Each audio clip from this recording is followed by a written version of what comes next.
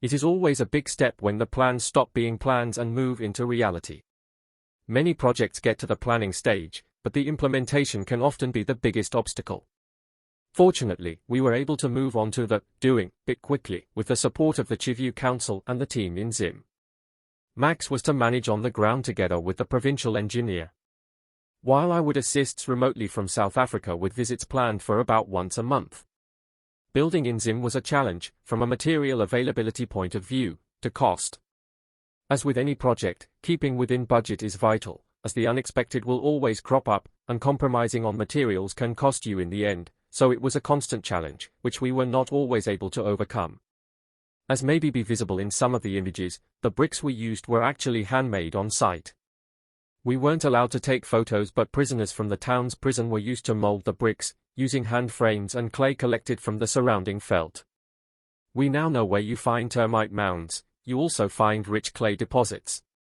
The unit we were building would be the most costly of the project, as it was intended as not only a production facility, but also part of the education model, where all the training would take place, which meant materials needed to be durable and accessible to all.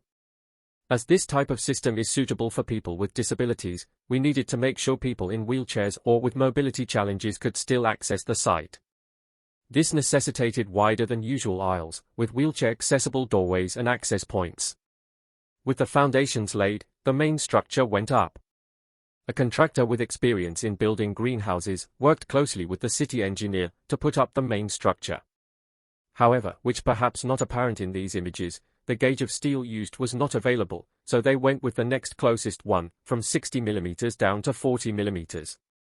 This combined with the structure height reaching 6 meters and not the 4 meters as indicated on the plans, we were to regret not waiting for the right material in the coming months ahead. There were a number of minor challenges during the build, from being flooded out during the raining season, the council's only trailer breaking down during the river sand collection, and funding coming in. There was not direct funding for the project, so all acquisitions and the municipal council, which meant we had to work within their funding bouts, was managing purchases very tightly. The council were doing a great job, they supported the project in so many ways, and we were more than happy to accommodate them. They were taking a risk on this untried system, we really wanted it to succeed for them and to be a boost to their town and region. We were also fortunate that one of Zimbabwe's cabinet ministers, Dr. Mike Beamer, lived in the area, so he was also keeping an eye on the project,